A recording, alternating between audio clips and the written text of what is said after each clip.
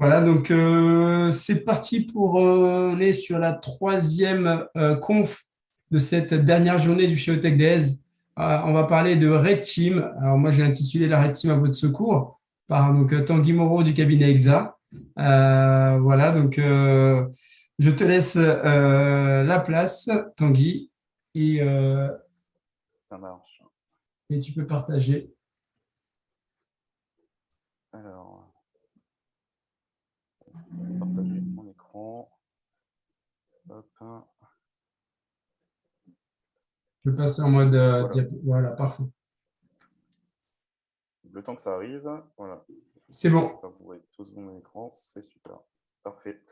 Donc, une conférence intitulée La Red Team à votre secours. Donc, je vais un peu vous présenter ce type d'audit un peu particulier donc qui se réfère un peu au pen test, qu'on appelle généralement la Red Team. Donc, une petite présentation du cabinet EXA. Donc, le cabinet EXA, c'est un cabinet commissariat aux comptes qui est basé à La Réunion.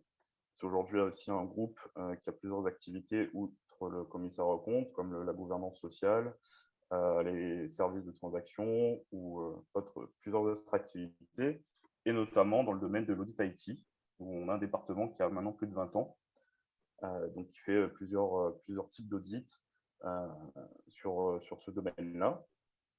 Et depuis maintenant un peu plus de 2 ans, on a un département, un pôle cybersécurité.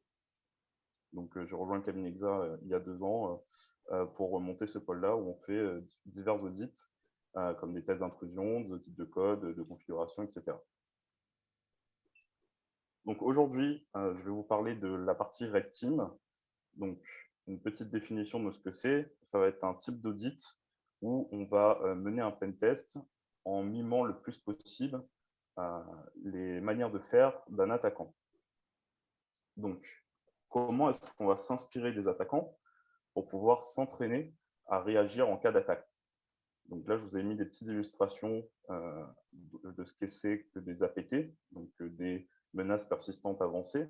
Ça va être des groupes d'attaquants qu'on va identifier spécifiquement par des noms de groupes. Donc là, de petites images un peu rigolotes avec APT28, APT27, où on essaie d'un peu de les identifier par rapport à leur manière d'agir. Et ces groupes d'attaquants vont aussi être identifiés par leur méthode d'agir. C'est-à-dire qu'on va aller définir leur fonctionnement d'attaque.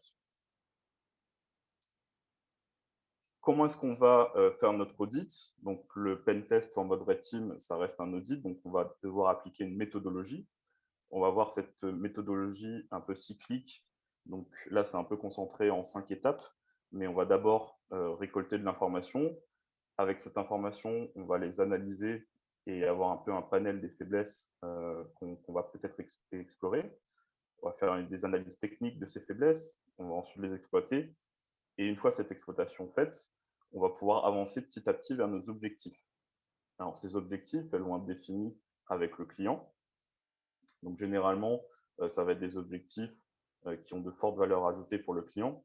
Donc, par exemple, si le client a une partie industrielle sur son système d'information, on va vouloir aller, par exemple, éteindre la ligne de production industrielle en faisant du mal à la partie supervision.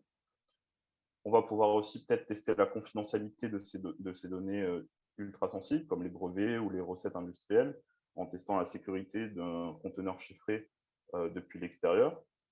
Et on peut aussi, dans tout type de pen test, essayer de devenir administrateur du domaine, puisqu'on sait, s'il n'y a pas d'objectif défini, qu'un administrateur du domaine a les clés de toute l'entreprise. Voilà un peu la méthodologie un peu théorique. Maintenant, en pratique, comment est-ce qu'elle elle est appliquée? Pour faire un peu ce cheminement euh, de méthodologie d'attaque, on va aller se baser, comme je l'ai dit avant, sur les méthodes des groupes avancés, des menaces avancées. Et pour ça, on va utiliser une boîte à outils qu'on appelle le MITRE-ATT&CK et qui va nous mettre à disposition tout un tas de techniques, tout un tas de méthodes pour faire différentes phases de cette introduction sur le réseau.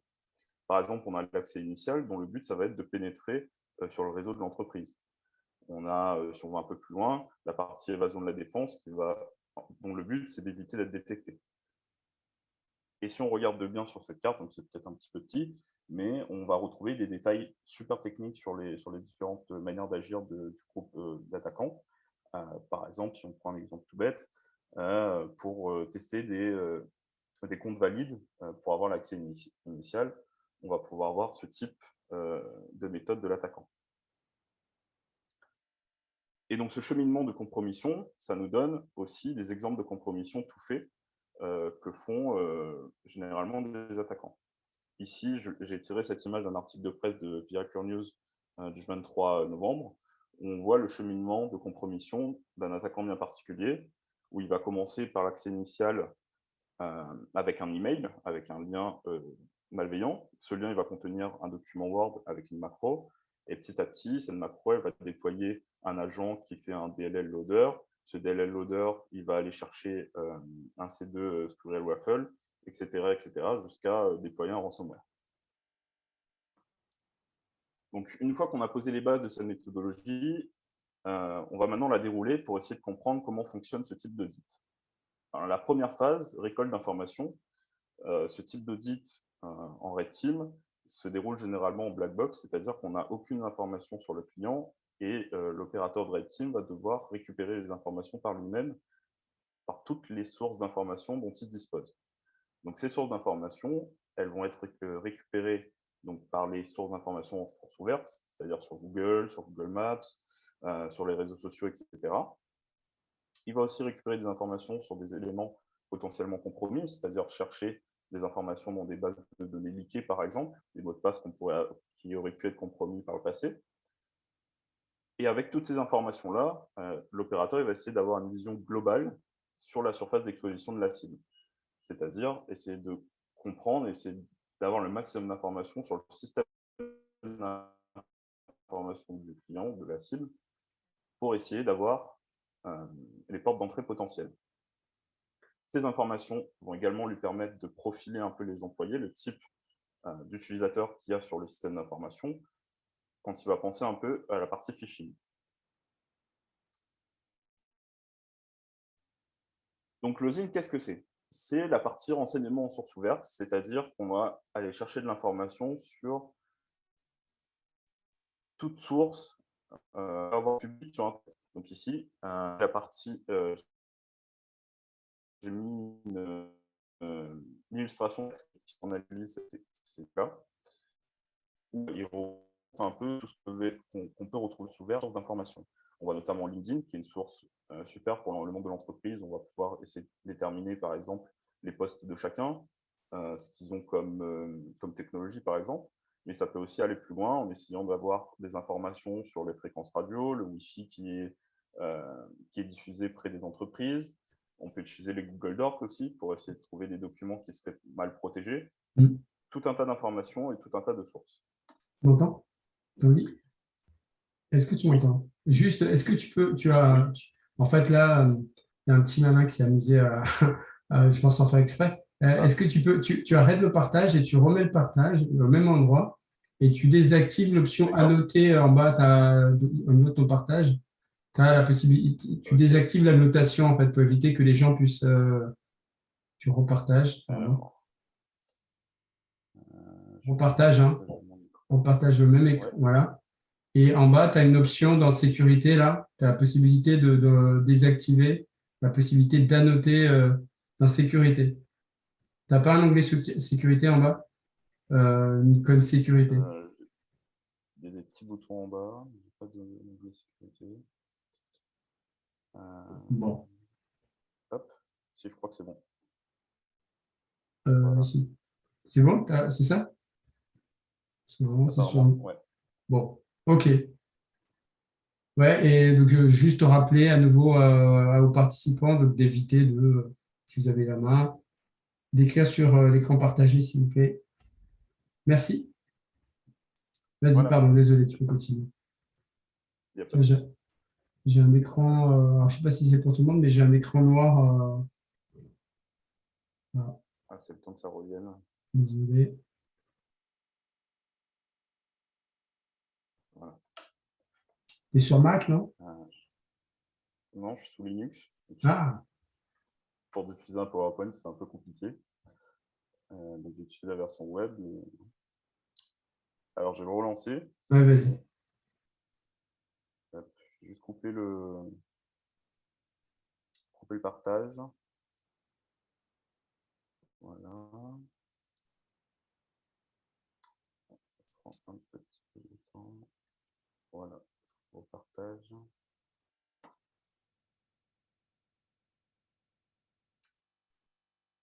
Alors, mon PowerPoint. Ça a l'air pas mal. C'est un truc. On a un login là qui.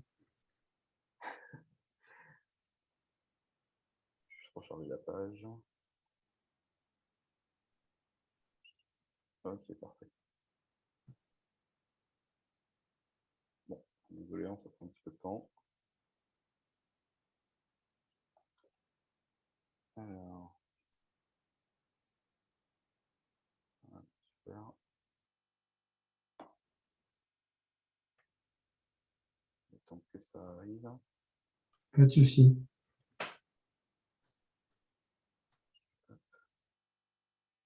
C'est vraiment mon navigateur qui n'est pas très coopérant.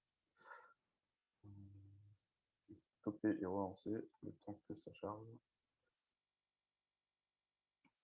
Pour que ça puisse avoir un peu plus de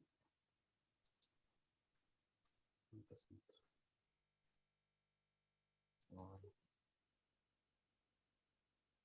Hop. Hop. Je partage. Et voilà, super. Donc si on reprend sur la partie OSINT, et maintenant sur les sock puppets. Voilà. Donc, tous ces renseignements, comment est-ce qu'on va les récolter? On va utiliser pour cela des comptes qu'on va générer en amont de la mission avec ce qu'on appelle des sock puppets, c'est-à-dire des marionnettes. Donc, la traduction littérale, c'est des marionnettes. Donc, ici, je vous ai mis un petit exemple d'un outil. On va générer une photo qui est générée par l'IA. Donc, cette personne n'existe pas. Hein. Donc, ce visage est directement généré par une IA. Et du coup, avec ce compte-là, on va pouvoir se créer une fausse identité. Et avec cette fausse identité, avoir plusieurs comptes numériques pour essayer d'approcher notre cible. Je m'explique. On va pouvoir se créer des mails, des comptes Facebook, des comptes LinkedIn, des comptes Twitter, etc. Essayer de le faire vivre un peu et se rapprocher des cercles d'amis un peu des employés de l'entreprise. Par exemple, sur LinkedIn, il y a certaines informations qu'on ne peut pas avoir si on n'est pas en relation avec ces employés-là. Donc, on va essayer de faire vivre ce compte. Je prends un exemple. Si notre cible, c'est une entreprise de web designer, on va essayer de créer un profil qui se rapproche un peu de cette population et petit à petit, aller se connecter avec des gens qui ont un rapport avec le web design. Le web design à La Réunion, se rapprocher petit à petit, et dès qu'on a une relation avec quelqu'un de l'entreprise, c'est bingo, puisqu'on a accès à une mine d'informations un peu plus complémentaire. Ces différentes méthodes de recherche et ces sock puppets vont nous permettre d'avoir un maximum d'informations sur l'entreprise. Ces informations-là, il faut ensuite les analyser et les traiter. Donc, ce que vous voyez là sur l'écran que je vous ai partagé, c'est le résultat qu'on peut avoir. Donc là, l'outil que j'utilise s'appelle Maltego pour essayer d'apporter de la richesse à vos informations qu'on a récoltées. Donc, la partie sociale, on va récolter des emails, des numéros de téléphone, des comptes des réseaux sociaux, LinkedIn, Facebook, etc. Ce que j'appelle des comptes emploi, c'est-à-dire des comptes avec des CV des employés. Ça peut être une véritable mine d'or. On va apprendre que, par exemple, le DSI travaille sur le déploiement d'une nouvelle solution de sauvegarde ou le déploiement d'une telle ou telle solution de sécurité. Et la partie entreprise, bien sûr, société.com, Open Corporate, etc. Donc, ces résultats-là, on va essayer de les agencer pour pouvoir avoir une vue un peu plus pratique pour l'opérateur et l'auditeur, et une vue qui va nous aider à comprendre quelle cible toucher pour avoir des comptes à haut privilège, par exemple. On a aussi le pendant sur la partie technique. Donc, la même chose, sur le Maltego, on va renseigner tout ce qu'on trouve dans source ouverte sur la partie technique, les adresses IP publiques, les adresses IP publiques des FTP, des serveurs VPN, des sites internet, des domaines, etc., des domaines mail, etc., et faire aussi ces petites relations et ensuite avoir une vue comme ça de toute la surface d'exposition de l'entreprise. Une fois ces récoltes d'informations faites, on va aussi essayer de profiler notre attaque sociale. Donc, on va essayer de comprendre comment on peut exploiter ces informations pour attaquer l'humain. Donc, est-ce qu'on va attaquer l'humain par une campagne de phishing ou par de l'ingénierie sociale en physique? En fait, pour déterminer ça, on va essayer de profiler les employés. Donc là, je vous ai mis 3 exemples. Le premier exemple, on peut déterminer que c'est une entreprise de web designers, donc ils seront très à l'aise avec l'outil informatique, peut-être un peu moins sensibilisés aux questions de cybersécurité, mais ils utilisent beaucoup les réseaux sociaux, donc on va peut-être avoir un vecteur d'attaque privilégié sur les réseaux sociaux. Les techniciens de maintenance qui sont sur le terrain et qui s'occupent d'infrastructures industrielles, par exemple, ça peut être une très bonne cible pour l'attaque d'ingénierie sociale en mode physique. C'est-à-dire, on va arriver, on va se faire passer pour un stagiaire informatique, par exemple, en citant 2 ou 3 noms que le technicien connaît. Je viens de la part du patron, par exemple, je suis le stagiaire informatique et je viens poser quelque chose, il va peut-être nous donner accès aux locaux physiques. Et ces techniciens-là, ils ont aussi généralement un trousseau clé qui va les ouvrir l'accès à plusieurs parties de la partie industrielle. Troisième et dernier profilage qu'on peut faire, c'est aussi la partie ressources humaines. Par exemple, si on identifie la DRH ou ses assistantes, par exemple, ses assistants, ils traitent de multiples demandes par mail, donc ça reste une cible privilégiée pour le phishing, mais ils ouvrent aussi énormément de pièces jointes, des CV, des lettres de motivation, etc. Et eux aussi sont peu sensibilisés aux questions de cybersécurité, donc ça peut être une cible privilégiée. Une fois qu'on a fait toute cette surface d'exposition, l'opérateur il va aller se demander où est-ce que je vais attaquer en premier, parce qu'il va pouvoir avoir dans son panel de cibles énormément de vecteurs d'attaque. Est-ce qu'il va faire du phishing? Est-ce qu'il va faire attaquer le site web qu'il a trouvé? Est-ce qu'il va attaquer le FTP, etc. Donc, il va un peu analyser ces faiblesses dont il a fait état dans la partie récolte d'informations et il va aller prioriser ces différentes failles par niveau de criticité, enfin, ces différentes failles potentielles. Il va se dire, tiens, sur cette infrastructure-là, donc cette infrastructure, on a des magasins qui sont accessibles au public et qui sont peut-être peu protégés, donc la criticité est très élevée. Il y a des sites internet qui traitent la partie maintenance des éléments industriels. Donc là, on a peut-être vu en source ouverte que le site, c'est une ancienne version de WordPress, par exemple, une ancienne version de PHP, etc. Donc la criticité est très élevée. On a peut-être déterminé qu'il y a des ondes radio qui passent, donc il va peut-être prévoir d'attaquer la partie onde. Et puis, les 2 éléments qui, lui, juge peut-être un peu plus compliqué à attaquer, ça va peut-être la partie phishing, parce que il sait qu'il a trouvé sur LinkedIn, par exemple, qu'il y a des éléments de sécurité qui ont été mis en place, des anti-spam, des anti-phishing, etc. Et aussi peut-être sur la partie intrusion physique, il a remarqué qu'il y a eu des caméras mises en place, des alarmes ou différentes manières de sécurité pour se protéger. Une fois qu'il a analysé toutes ces faiblesses, il va en choisir une ou deux pour prioriser ses actions et le travail à déployer pour aller auditer ces parties-là. Donc, une fois qu'il a priorisé ses actions, donc là, si on reprend l'exemple juste avant, il va se dire qu'il va attaquer la GMAO et donc les sites internet et les magasins physiques. Il va se demander comment il va exploiter ces failles potentielles-là. Et est-ce qu'il y a des failles? Comment ces vulnérabilités peuvent se présenter techniquement? Il va aussi mesurer ces impacts que pourront avoir ces actions sur le système d'information. Par exemple, il va se dire, si j'attaque le site web et si je le fais tomber, est-ce que c'est important pour la société ou pas, etc.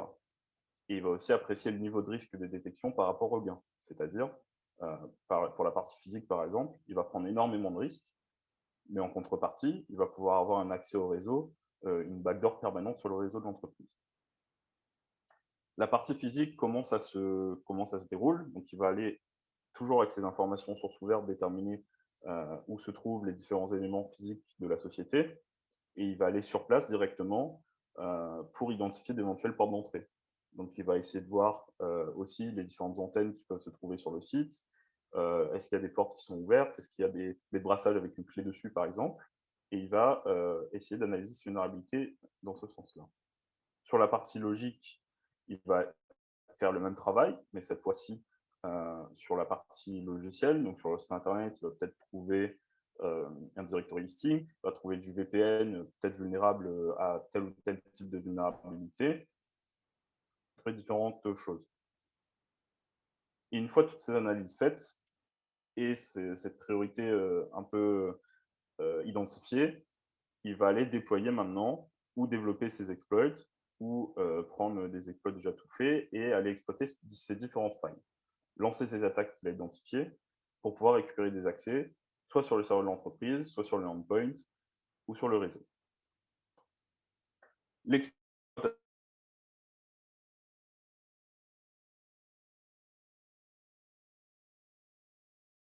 d'ingénierie sociale. Là, je vous ai mis un petit exemple où la baie de brassage, on retrouve la clé sur l'armoire.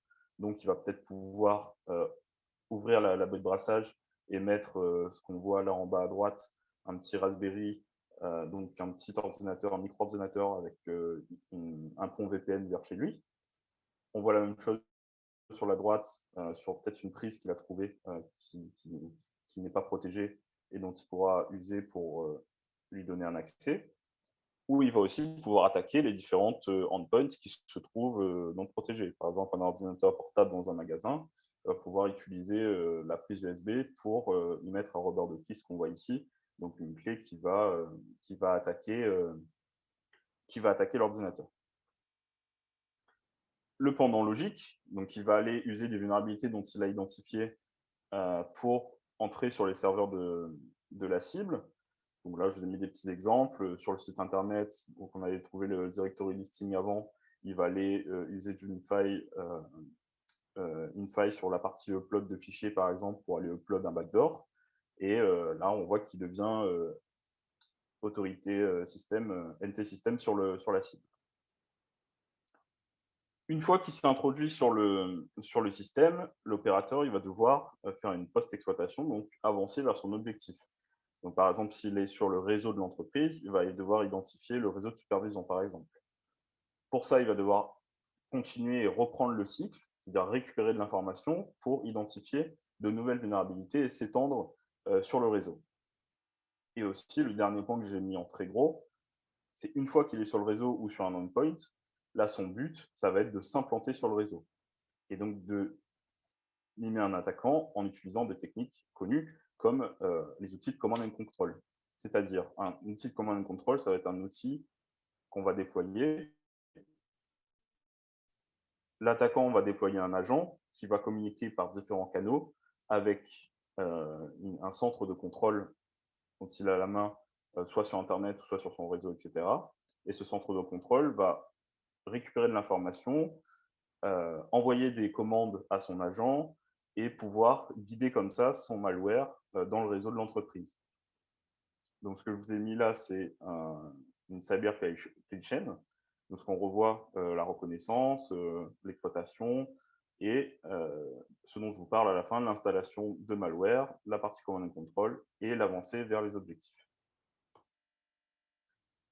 Pour bien comprendre la différence entre un pentest peut-être basique, un pentest interne de l'Active Directory et la partie Red Team, je vous ai fait deux petits graphes. Donc là, ce qu'on fait généralement sur un pentest interne, on aura peut-être trouvé une vulnérabilité qui nous donne un accès administrateur local. Cet administrateur local va nous permettre, cet accès va nous permettre de dumper les bases SAM, système, etc. pour récupérer des mots de passe. On va casser ces hashes, on va devenir administrateur du domaine et on aura atteint notre objectif d'avoir des accès aux privilèges sur le contrôleur domaine, sur le domaine de l'entreprise Active Directory. Sur la partie Red Team, l'objectif va peut-être différer. On aura notre accès administrateur local à la machine, bien sûr dumper les bases, etc. pour pouvoir avancer vers d'autres endpoints, mais on va aussi et surtout implanter notre agent de command and control pour être sûr d'avoir un accès au réseau de la cible. Cet accès et ce dump de base de données va nous permettre de cibler d'autres postes et d'avancer sur le réseau vers notre objectif. On va surtout se latéraliser vers les sauvegardes et les serveurs. Si on devient admin du domaine, ça va aussi nous permettre, par exemple, d'atteindre l'objectif d'éteindre la ligne de production. Donc, ces accès aux privilèges vont nous permettre de réaliser les objectifs. Une fois qu'on a déroulé toute cette méthodologie, je voulais revenir sur un point qui est très important et qui nous rapproche aussi de ce que font les attaquants maintenant, c'est la furtivité et de comment garder son obsèque, donc sa sécurité opérationnelle pendant notre opération de Red Team, avec ces 10 commandements, un peu ces 10 points importants à, entre guillemets, respecter pour pouvoir garantir la réussite de notre mission. Donc, comment on définit son obsèque? Là, je vous ai mis 3 questions qui vont définir un peu notre modèle de menace et contre qui on va se protéger. Donc, comment la cible va pouvoir se protéger quand on va l'attaquer. Donc, qu'est-ce que je protège? On va protéger notre furtivité. On ne veut surtout pas que notre cible découvre qu'on est sur son réseau. Qu'est-ce qu'il a comme infrastructure? Donc, qui est mon ennemi, en gros. Comment est-ce que je peux pallier aux faiblesses que j'ai? C'est-à-dire, si par exemple, je vais utiliser des exploits qui sont très verbeux et qui font beaucoup de bruit sur le réseau, comment est-ce que je peux empêcher mes malwares, mes agents de faire moins de bruit? Quels sont mes points faibles, du coup? Voilà, donc ça rejoint les faiblesses. Et donc, toutes ces questions vont me permettre de définir mon niveau d'exposition au risque de se faire repérer, tout simplement. Si je reviens, je ne vais pas tous les éléments ici. Le plus important ici, c'est d'avoir en tête que la sécurité de l'opération passe avant tout. C'est-à-dire que pendant notre opération Red Team, si on a des exploits ou des malwares qui vont nous aider à atteindre l'objectif très rapidement, mais comme je dis, qui sont très verbeux ou qui vont faire, là je fais une petite illustration, planter le PC par un screen of the dead par exemple, on va peut-être pas l'utiliser. On va peut-être utiliser des moyens qui sont moins bruyants, qui sont moins visibles et qui vont nous permettre d'être plus furtifs et plus efficaces. Donc la suite, surtout un point qui est intéressant ici, c'est le point numéro 9, c'est la partie monitorer votre activité. Donc l'idéal, et dans ces opérations de Red Team, ce serait d'avoir toutes les informations comme le voit notre cible. Donc c'est-à-dire essayer de monitorer toutes nos actions sous l'œil d'un défenseur. Donc on peut imaginer la mise en place d'un CIEM, donc un centre de gestion de log, qui va loguer toutes nos actions par rapport à notre Red Team. On peut imaginer aussi une veille permanente sur des outils d'antivirus, par exemple. Je peux citer Virus Total qui va remonter les malwares ou les différents virus qui sont détectés par les antivirus. Et on peut essayer de voir si notre charge qu'on a créée, notre charge qu'on a codée pour être indétectable, est détectée par ce genre d'outils. Donc ça, c'est important d'essayer de comprendre et essayer de connaître un peu notre force d'attaque et notre force de frappe, comment elle est perçue par l'équipe défensive. Ce point-là, si on sort un peu de notre Red Team, ça va aussi nous permettre de comprendre et de donner des billes aux clients, parce que la cible, ça reste quand même notre client, d'améliorer sa défense. Donc on va pouvoir lui dire, tenez, vous n'avez pas détecté notre attaque, par contre, tout ce qu'on a mis en place, nous, sur notre monitoring, on a pu détecter tel ou tel type de méthode d'attaque, donc vous allez pouvoir mettre telle ou telle protection sur votre réseau pour vous prémunir de ce type d'attaque la prochaine fois. Si on applique un bon obsèque, donc une bonne sécurité opérationnelle à notre centre de contrôle, on peut imaginer avoir une architecture un peu résiliente. Donc on peut imaginer 4 domaines différents qui vont être utilisés pour chaque phase de notre attaque. Par exemple, on aura un domaine avec un front de domaine qui va utiliser des redirecteurs Apache ou SMTP pour notre partie phishing. On aura un domaine différent pour la partie command and control, avec 2 canaux différents pour envoyer des commandes. Donc, si un des canaux est détecté par leur antivirus ou leur barrière type EDR, par exemple, ou autre outil de sécurité, par leur SOC, etc., on peut imaginer de basculer sur un autre domaine et changer comme ça notre positionnement d'attaque. On peut imaginer aussi Si notre adresse IP publique, par exemple, est bloquée, on va pouvoir totalement changer notre infrastructure et changer les redirecteurs sans forcément changer nos machines virtuelles qui sont en back-end. Et du coup, sur ces opérations de Red Team, qu'est-ce que fait la Blue Team? Qu'est-ce que fait l'équipe défensive? L'équipe défensive, elle peut prendre plusieurs formes selon les clients. Ils peuvent être un SOC avec tout un tas d'outils qui vont essayer de détecter ces attaques. Ça peut être aussi la DSI qui va essayer de comprendre s'il y a une intrusion, etc. Ce qu'il faut savoir, c'est ce genre de prestation, elle n'est pas forcément connue des équipes défensives. On va pouvoir privilégier parfois de ne prévenir que le DG ou que le top management pour essayer de, d'évaluer ces processus de défense sans que ceux-ci soient prévenus. Et donc, cette équipe défensive, durant la mission, elle va être challengée comme si c'était une véritable attaque. Parce que le but, c'est de mimer réellement un véritable attaquant qui va avoir pour but, par exemple, de propager un ransomware.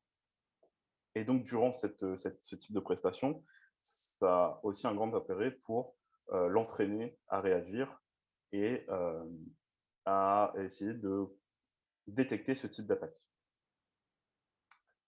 Si la mission échoue, donc si durant notre Red Team, on n'arrive pas à entrer sur le réseau, ce n'est pas vraiment un échec, puisque au final, toutes les actions qu'on aura faites pour essayer de mener à bien la mission, elles vont aussi déterminer les différentes forces de la Blue Team, les différentes forces de l'équipe informatique sur la détection et la résilience de la partie défense cybersécurité.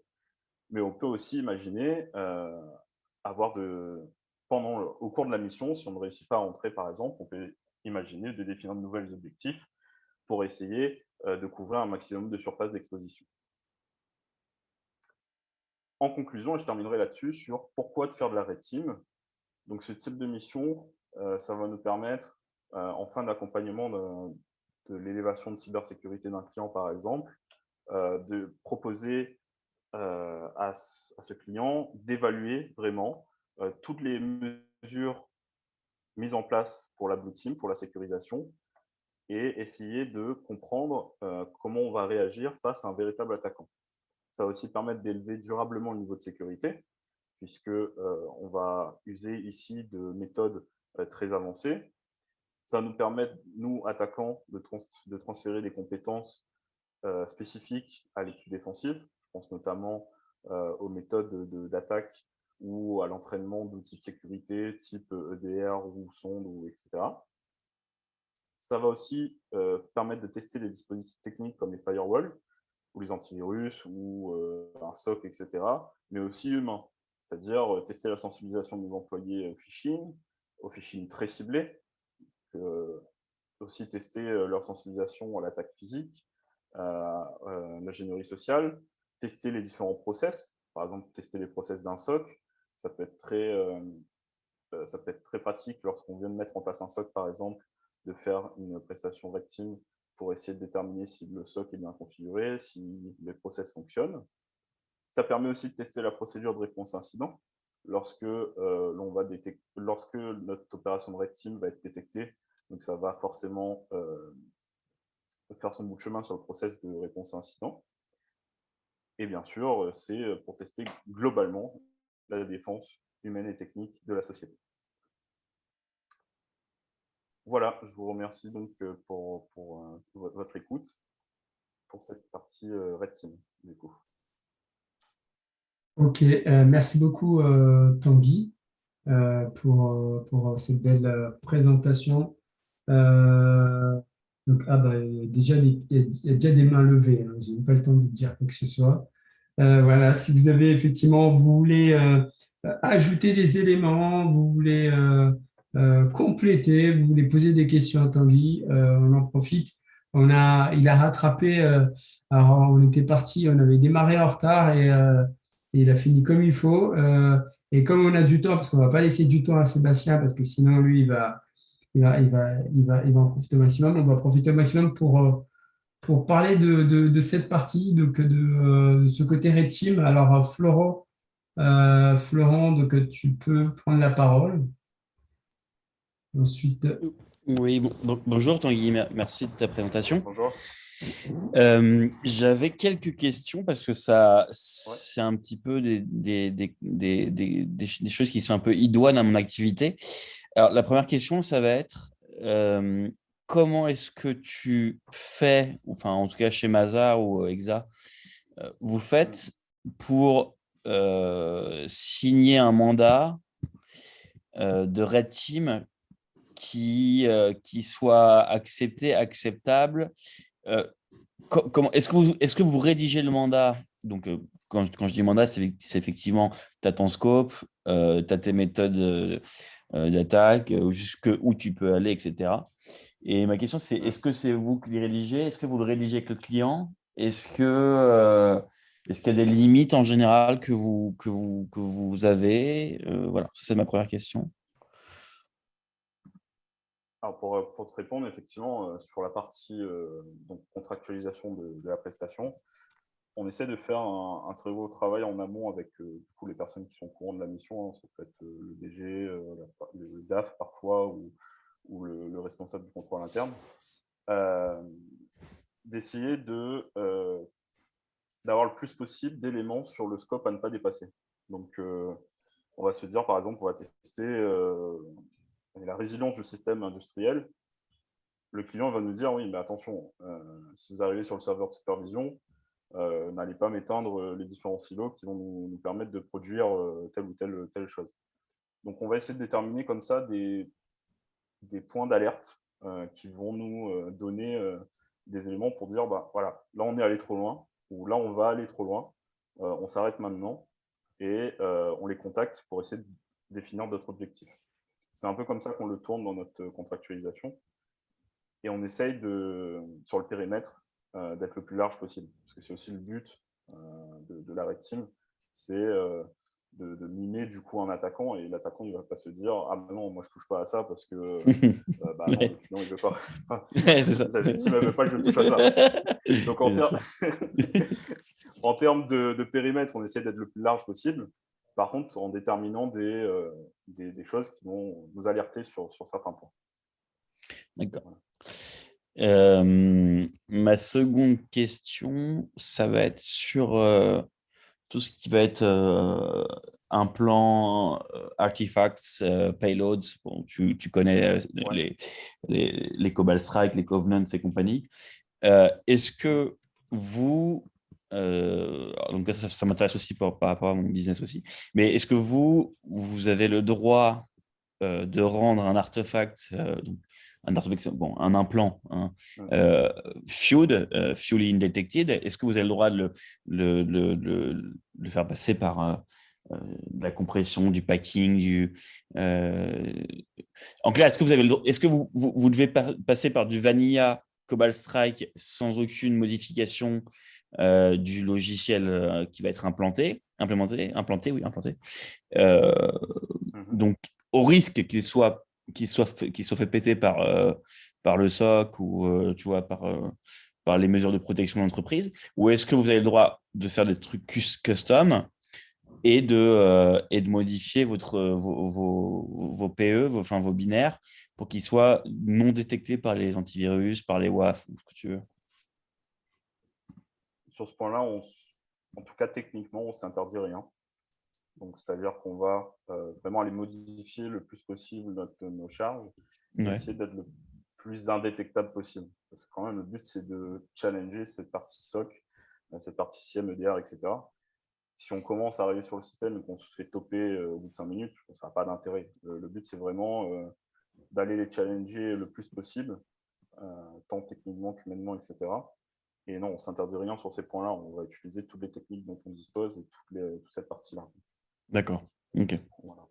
Donc, tu as le droit de faire des choses un peu custom. Et une troisième question qui sera ma dernière, mais globalement, bon, moi, dans ma mission de Red Team, en général, ça se passe bien, mais parfois, ça se passe mal. parce que bon, bah, j'ai le mandat d'un COMEX ou d'un CODIR, mais le RSSI, il n'est pas forcément prévenu. Et puis, et puis tu te retrouves à être domaine admin et voilà, tu es sur une prise Ethernet, le mec, la prise est brassée, bah, tu t'as pété son AD. Donc, et comment est-ce que tu réagis? Est-ce que tu sors ton mandat avec le CEO ou le COMEX de ta poche en disant mais j'ai le droit, monsieur le RSSI? Est-ce que vous rentrez plutôt dans un jeu un jeu de rôle? Enfin, jusqu'à où vous poussez le truc en fait? Alors, c'est une très bonne question. Sur cette partie-là, on va sortir la lettre de mission, on va sortir le mandat, essayer en tout cas de le sortir le plus tard possible. Donc, on va essayer de le pousser cette partie-là vraiment un peu loin pour voir comment ils réagissent et tester ces process de réponse incident, tout simplement. Après, c'est sûr que s'ils commencent à vouloir porter des plaintes ou appeler la brigade cyber, etc., bon, là, on va quand même sortir le mandat et dire non, ben, attendez, on a l'accord du CEO, on a l'accord du DG, etc. Voilà. Mais dans l'idée, c'est de pousser le plus loin possible. Je pense notamment, par exemple, à une intrusion physique. Si jamais on se fait choper, on va essayer d'encore user de l'ingénierie sociale pour un peu, en fait, voilà, pour un peu aller plus loin, essayer quand même de poser notre implant physique, mais toujours avec ces barrières-là. Voilà. Si ça dépasse le cadre de l'entreprise, on va mettre pour se protéger un peu. Et pour aller Okay. Bah, merci beaucoup, ça me conforte aussi dans mes, dans mes expériences et mes idées. Bien sûr. Merci beaucoup pour ta présentation, c'était très clair et très utile. Et puis à bientôt, j'espère. Ah, tu vas venir à la réunion. Après la réunion. Merci Florent. Alors, il y a des questions sur le chat. On va d'abord donner les questions à ceux qui lèvent la main. Je crois que donc, Frédéric André, tu voulais soit compléter, soit poser une question à Tanguy. Merci Chafik. Effectivement, la question de Florent est très intéressante parce qu'elle se situe dans un contexte d'intervention très particulier. Il est évident qu'on est, nous, tenus à des règles. Frédéric, est-ce que tu peux te présenter quand même? Parce que alors moi, nous, on te connaît. Oui, d'accord, ça marche. Tu as raison. Alors, moi, je suis associé d'Exa, je suis commissaire aux comptes. Je ne suis pas du tout un sachant en matière d'IT et en revanche, je suis celui qui, au cabinet, porte cette compétence-là avec les équipes du département dédié. Et j'ai plutôt pour avantage de faire l'interface entre le département IT du cabinet et nos interlocuteurs au niveau des directions générales. Et donc, je suis un peu le filtre qui permet de s'assurer de la bonne compréhension par nos interlocuteurs des points qu'on relève à l'occasion des différentes missions. On va dire que c'est mon principal avantage. Donc voilà, c'est effectivement un département qui existe depuis 20 ans chez nous et que je chapeaute depuis 5 ans. Tanguy a très bien expliqué aujourd'hui les différentes diligences qu'on mène depuis maintenant 2 ans et qui sont pour nous un peu révolutionnaires parce que jusqu'à présent, les diligences qu'on menait vis-à-vis de nos clients se limitaient à des audits ITGC ou ITAC en appui des équipes d'auditeurs des auditeurs financiers. Et depuis 2 ans maintenant, on va bien au-delà de ça pour adresser les risques en matière IT, en matière cyber, qui n'étaient pas du tout couverts par nos équipes jusqu'à présent. Donc, pour revenir sur ce que disait Tanguy, effectivement, on fait signer par les directeurs généraux des clients un document qui, si jamais la gendarmerie arrive jusqu'à chez nous, permet tout de suite de faire apparaître le cadre juridique dans lequel on intervient et de se protéger d'une éventuelle action qui irait plus loin. Mais ça passe par une définition extrêmement précise avant le lancement de la mission de ce cadre d'intervention avec le directeur général, parce que assez souvent, on fait en sorte qu'il n'y ait que lui qui soit au courant de la mission. L'idée, Florent, c'est vraiment d'être certain, au-delà de l'organisation du système de défense du client, de voir comment les hommes vont réagir. Et donc, on essaye d'aller le plus loin possible dans la démarche et de ne se dévoiler vraiment qu'à la fin, de façon à pouvoir exposer au directeur général ou aux actionnaires de la boîte, au bout du bout, les points forts et les points faibles de l'organisation, y compris au niveau des hommes. Voilà, donc ça fait partie bien évidemment de là où on va aller, là où on ne va pas aller, les horaires d'attaque, les sites physiques sur lesquels on va se rendre. Donc tout ça a fait l'objet d'une préparation minutieuse en amont pour que la démarche soit la plus opérationnelle et la plus probante possible. Ok, merci beaucoup Frédéric d'avoir Florent qui veut reprendre la parole. Merci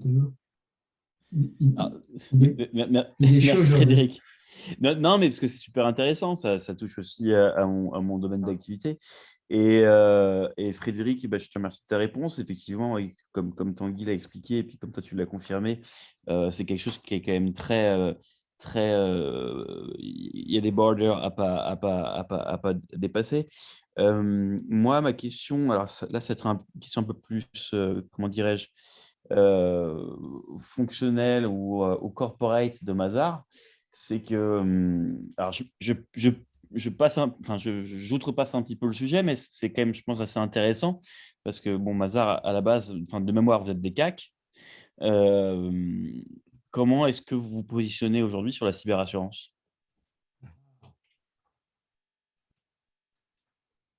Alors, est-ce qu'il faut que je réactive Frédéric?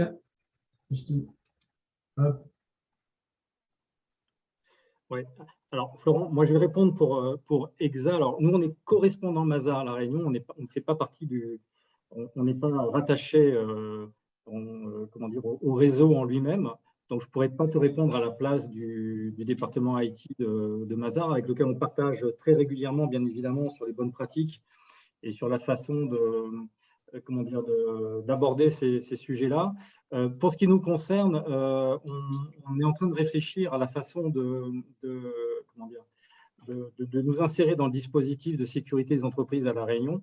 Il y a quelques compagnies d'assurance localement qui commencent tout juste à proposer des couvertures, des polices d'assurance en matière cyber. Elles ne sont pas nombreuses et certaines d'entre elles demandent à ce que la mise en place de cette police d'assurance fasse l'objet au préalable d'un audit. Donc, on est en train d'analyser ce marché-là. Pour l'instant, on n'est pas du tout positionné là-dessus. Mais je ne sais pas Christophe samedi soir évoquait ce sujet-là aussi dans sa conf à destination des dirigeants. Ouais. Je pense que les polices vont devenir de plus en plus difficiles à contracter, ou alors avec des polices groupées entre plusieurs compagnies. Pour ce qui concerne La Réunion, je t'avoue, je connais mal le marché aujourd'hui. On avait suffisamment à faire du côté de nos clients en commissariat aux comptes pour aller s'intéresser sur cette offre de service qui est toute récente sur le département. Voilà. Alors, je ne sais pas si toi, tu as une expérience à partager avec nous. Non, mais effectivement, moi, j'ai bossé un petit peu sur des gros sinistres, parce que en fait, les assurances, ce n'est pas le sinistre, que ce soit un feu ou un accident de la route, c'est un sinistre. Et effectivement, les sinistres cyber sont de plus en plus légion. Et comment dirais-je, il y a une véritable, comme tu disais, en fait, il y a ce qu'on appelle les assureurs de première ligne et seconde ligne. En fait. Donc, on peut souscrire une assurance de première ligne qui va couvrir jusqu'à n'importe quoi 2 millions d'euros de perte d'exploitation. Et on aura l'assurance de seconde ligne qui, elle, prendra au-dessus de 2 millions jusqu'à, par exemple, 50 millions. Je ne peux pas forcément dire des chiffres qui restent confidentiels, mais plusieurs grosses ESN qui se sont fait péter en France, on parle de 50 millions d'euros de perte d'exploitation et c'est énorme. Et en fait, moi, ce qui m'intéressait, mais alors, je m'excuse Tanguy, mais c'est vrai que ça déborde et on aurait peut-être dû en parler plus tard ou d'une autre manière. Mais effectivement, c'est comment est-ce que les CAC même si effectivement c'est via Mazar, hein, mais comment est-ce que les CAC anticipent ce business, enfin, anticipent oui, c'est que ça reste des opportunités de business quand même. Et comment est-ce que ça se fait, comment est-ce qu'ils travaillent conjointement avec soit les attaquants, si ça peut être voilà, quelqu'un qui a fait de la red team, et voilà, donc l'assureur demande avant de souscrire une assurance pour son client, il demande un audit ultra complet de type red team, comme Tanguy a pu le montrer. Est-ce qu'il y a d'autres règles? Est-ce qu'on fait appel à d'autres gens? En fait, voilà, c'était un petit peu moi les conditions, on en a encore à la genèse, hein, de la cyberassurance, mais est-ce que globalement, un cabinet comme Mazars qui est CAC, est-ce qu'il a des prérogatives futures dans à la fois les audits et la cyberassurance? C'est un peu ça mes questions. C'est un peu. Alors, écoute, très clairement, pour ce qui nous concerne, nous, la démarche dans laquelle on se situe, tu l'auras bien compris, elle fait partie d'une couverture globale des risques des entreprises dont on est commissaire aux comptes. Donc, ce risque aujourd'hui, tu viens de le dire, il est encore en cours de conscientisation, si je peux le dire comme ça, à la Absolument. Ouais. On en est plutôt, à travers notre démarche Red Team, à alerter les dirigeants sur le fait qu'aujourd'hui, ils ne sont plus à l'écart de ces routes qu'on peut imaginer comme étant oubliant complètement La Réunion. Ce n'est plus le cas. On a eu des campagnes de fraude au président il y a quelques années à La Réunion qui ont déjà mis un petit coup derrière la tête à plusieurs. Il y a des cas dans la presse récemment encore sur des attaques en local, sur des toutes petites entreprises. On parlait d'attaques ciblées, d'attaques diffuses. Voilà, on en est clairement là. Donc, les gens se rendent compte que même la petite TPE à 2 salariés, qui s'est fait crypter son fichier Excel avec un chiffre d'affaires de 80 000 € à l'année, elle est faillible. Donc, nous, par contre, effectivement, notre démarche s'arrête au diagnostic.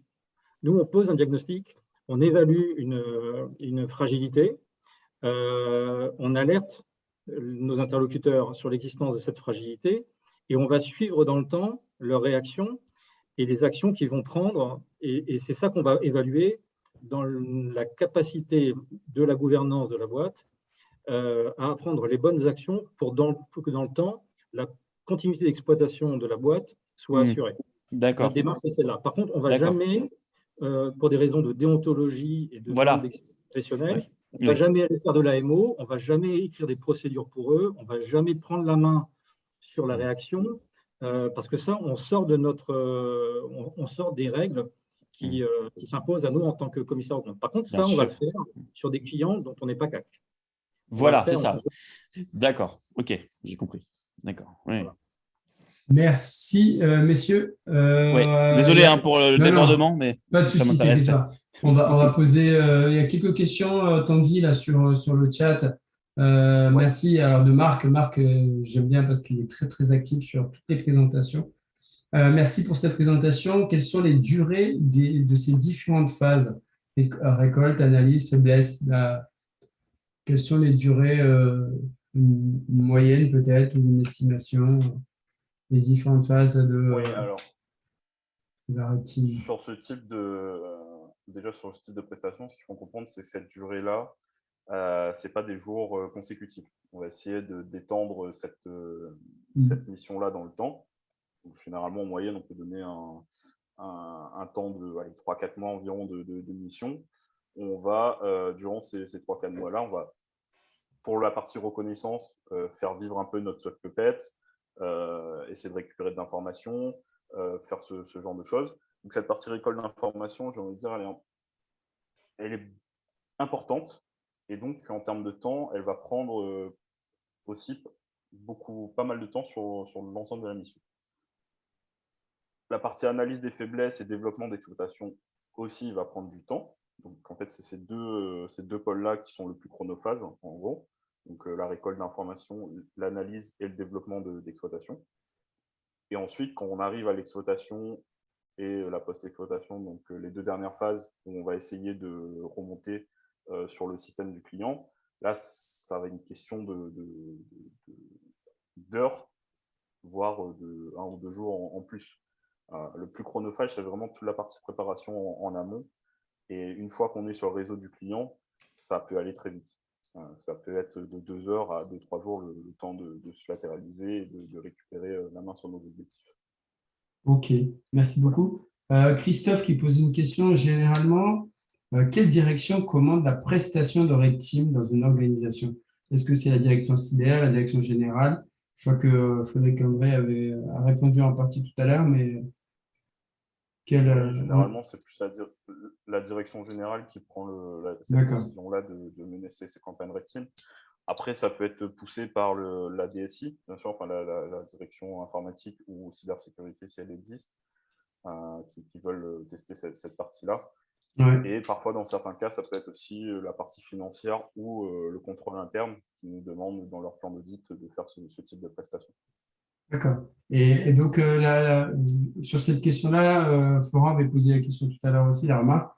Le RSSI n'est pas informé quand il y a des opérations Red Team? Généralement, non. On essaye de garder à l'écart la partie l'équipe défensive. Donc, quand je dis équipe défensive, je l'englobe tout, RSSI, SOC, équipe informatique, etc. Okay. Pour ne pas fausser les résultats. Ok, il y a Megaslim qui pose une question. Alors, pendant toutes les attaques ou pentest, j'entends toujours la même méthodologie sur l'élévation de privilèges avec la méthodologie de récupération du compte administrateur du domaine en cassant le hash du mot de passe après avoir récupéré la base SAM concernant le mot de passe local avec votre expérience. Quelle méthodologie vous utilisez pour récupérer le mot de passe admin du domaine dans le cas d'une architecture tiers modèle avec un poste sans accès Internet et isolé. Voilà. Donc, avec du tiers modèle, un poste sans Internet et en plus qui est complètement isolé. Ah, on ne t'entend plus là. C'est une configuration un peu. C'est bon là. Pardon. Déjà... Super. On arrive à une configuration un peu particulière où là, la latérisation, forcément, va être un peu plus compliquée. Ouais. Mais ça reste globalement la même méthodologie avec des actions un peu plus offensives. Je veux dire des actions un peu plus de reconnaissance sur les postes qu'on a déjà compromis pour essayer de se latéraliser sur les tiers dont on n'a pas accès. Je prends l'exemple un peu plus parlant de la partie industrielle. Si on a un réseau bureautique, un réseau industriel, et qu'on arrive à compromettre le réseau bureautique, on va faire plus de reconnaissance sur les postes pour essayer de déterminer si on trouve par exemple un TeamViewer, des accès un peu plus cachés pour la partie industrielle. Donc on peut se poser ça sur la partie tiers modèle. Si on arrive sur des postes de tier 2 et qu'on se rend compte qu'on a des leaks, des tiers un peu plus protégés, on va pouvoir utiliser ces méthodes-là pour se latéraliser un peu plus efficacement. Voilà. Ok. Marc qui a reposé une question, alors, je pense qu'en partie a été répondue tout à l'heure. Si à l'issue de cet exercice, est-ce que les intrusions peuvent aller au-delà du périmètre défini? Seconde question, comment cela se passe si les machines de production sont devenues hors d'usage suite à l'opération de Red Team? Est-ce qu'il faut souscrire à une assurance? Alors déjà, par rapport au périmètre, est-ce que vous pouvez, donc si vous avez défini un périmètre sur des campagnes de Red Team, est-ce que vous pouvez aller au-delà?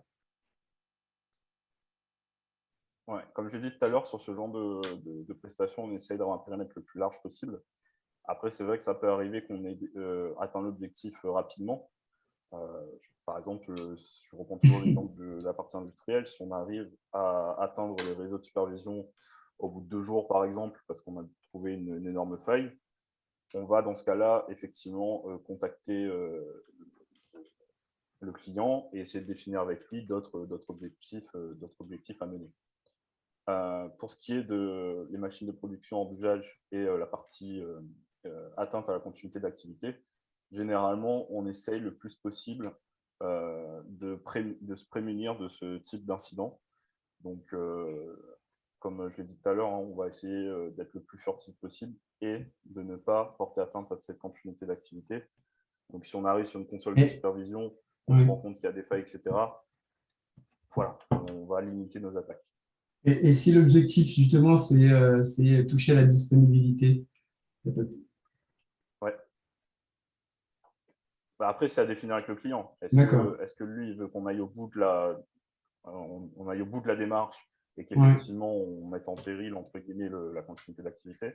Mais généralement, on s'arrête avant pour des questions C'est déjà arrivé, là, tout en gardant la confidentialité, d'avoir des missions où on vous dit, bah, à fond, vous pouvez balancer du DDoS et… Ouais, ça peut arriver. Les clients, ils veulent vraiment tester en profondeur et ils nous disent allez-y, je suis open, faites ce que vous voulez, entre guillemets. Ok. Voilà. Il y a Bruno Laderval qui, sur la question, qui complète la question de Marc, qui voudrait savoir, pour rebondir sur la question de Marc, y a-t-il une phase de clean-up? Comment s'assurer que cela est le plus efficace possible? De nettoyage de vos traces, je pense, c'est ça? Ouais. Oui, nettoyage de nos traces, etc. Effectivement, si on arrive à atteindre notre objectif sans que ça fait une grosse alerte de la part de notre client et qu'on n'a pas eu de retour, on va effectivement essayer d'effacer nos traces. Ouais. Je donne un exemple tout bête. Si on arrive à compromettre l'admin du domaine et qu'on a réussi nos objectifs, on va essayer d'effacer nos backdoors, on va comme ça. Voilà. Après, sur certaines missions, on met aussi des traces pour tester les méthodes de récolte de traces, justement, de récolte de logs. D'accord. Donc, voilà, c'est aussi à déterminer selon le client et ce qu'il veut tester comme périmètre. Ok. J'ai vu Florent qui a levé la main, qui est vraiment chaud. Je pense que préparez-vous, tous ceux qui enchaînent après Florent, parce que je crois qu'il est motivé là. Attends, juste Florent, je pense que c'est la même question. Est-ce que c'est en relation avec ce qu'on a posé avant, c'est ça? Bien sûr, c'est à l'instant, Ok. bien sûr. Ouais. Vas-y. Ma question, Tanguy, c'est globalement, est-ce que vous mettez aussi dans le contrat, effectivement, donc, ce que tu venais de dire, la suppression des traces, et est-ce que vous mettez après, ou si vous mettez après, ou même pendant le contrat, des PV de destruction de log ou des PV de destruction de fichiers si vous avez fait de l'exfiltration? Oui, alors, je veux dire, garder une trace de ce qu'on a effacé. Ouais, ou tout ce que vous avez pu hijacker ou exfiltrer. Est-ce que après vous mettez dans le contrat des PV de destruction pour que vraiment une fois que la mission est finie, il n'y a plus rien qui reste chez vous. Donc on s'est bien amusé ensemble, mais hop, au revoir. Enfin, c'est terminé, quoi. Oui, effectivement. En fait, durant la mission, ce qu'on fait, c'est que une fois qu'on a récolté l'ensemble des preuves et l'ensemble des données qu'on a exfiltrées, généralement, à la fin de la mission, ça fait un gros paquet de données. Ce gros paquet de données-là, on le montre au client, on lui dit voilà, on a trouvé je sais pas, des fiches de paye, des balances, on a eu des screenshots de telle ou telle attaque, etc. On a eu des logs et tout, on a effacé, bref. Une fois qu'on a fait la restitution, on va dire au client, au bout d'un certain temps, effectivement, ces données-là, on ne s'en sert plus, ça a pu nous être utile. Ça peut être dangereux aussi de les garder, parce que si jamais nous, on se fait compromettre, c'est pas l'abri d'une attaque, ça peut faciliter les attaquants pour accéder au système. Donc effectivement, au bout d'un certain temps, on va supprimer ces données-là. Et dans le contrat, justement, on le dit que ces données-là ne vont pas être gardées. Ok. Merci beaucoup. Merci. Alors, la question, moi aussi, c'est une question qui me tarde un peu. Alors, je ne sais pas si c'était une question de Philippe ou une remarque sur est-ce que vous avez des clients, alors pareil, tout en gardant la confidentialité, bien sûr, des clients qui exigent est-ce que vous soyez certifié PASI? Est-ce que vous en avez déjà? Parce qu'effectivement, par exemple, les collectivités, il y a une obligation d'être certifié, les EIV, d'être certifié PASI. Voilà, cette question-là, est-ce que c'est aussi une démarche de la part du cabinet d'aller vers cette certification si vous ne l'avez pas encore? Oui, bien sûr, certains le demandent, donc ça ne nous est pas encore été demandé. Après, ça peut être demandé sur certains périmètres et sur certains d'autres non. Mais oui, effectivement, c'est une certification qu'on n'a pas aujourd'hui, qu'on souhaite la passer dans le temps à venir. D'accord. Mais voilà. Ok. Alors, j'aime bien moi, intervenir. Il nous reste encore, Seb, il nous reste encore 3 minutes. N'hésitez pas. Clément, si tu veux réagir, je t'ai activé ton micro, parce que je sais que toi aussi, tu aimes bien parler. Si tu veux dire un petit mot.